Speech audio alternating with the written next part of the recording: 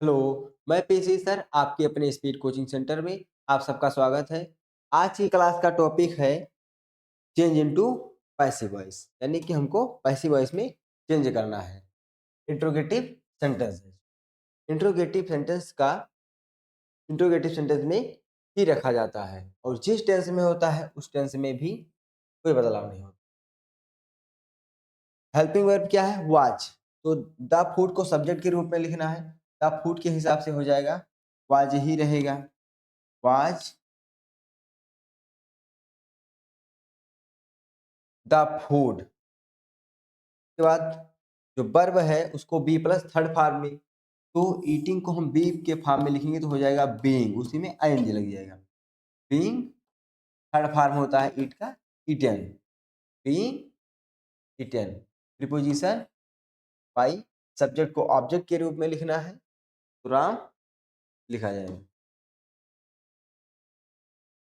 Was the food being eaten by Ram.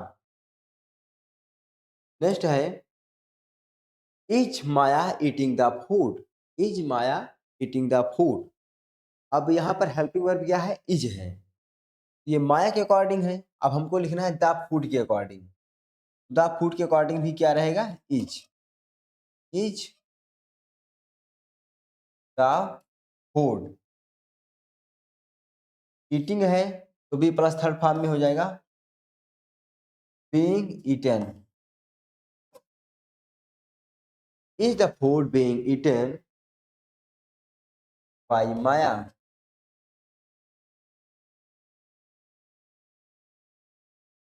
Is the food being eaten by Maya. Subject को object बनाकर लिखते हैं, object को सब्जेक्ट, और जो वर्ब होता है उसको बी प्लस थर्ड फॉर्म में। तो ईटिंग का बी का फॉर्म अगर लिखेंगे तो बीइंग हो जाएगा, और थर्ड फॉर्म में इसको ईटेन, बीइंग ईटेन।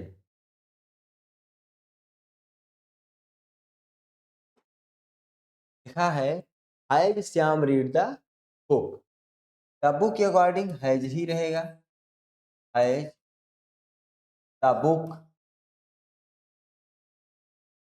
रीड को बी प्लस थर्ड फॉर्म, तो थर्ड फॉर्म बीन, और इसका थर्ड फॉर्म रीड। बी का थर्ड फॉर्म बीन, रीड का third form read. Has the book been read by Shyam.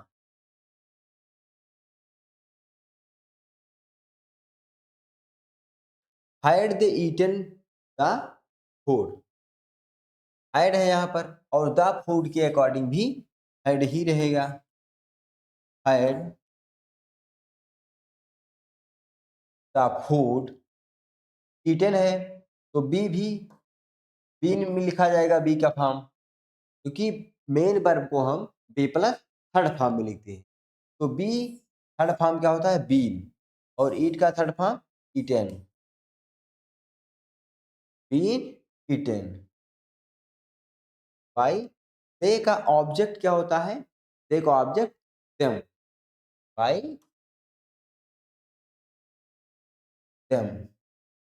Had the food been eaten by them?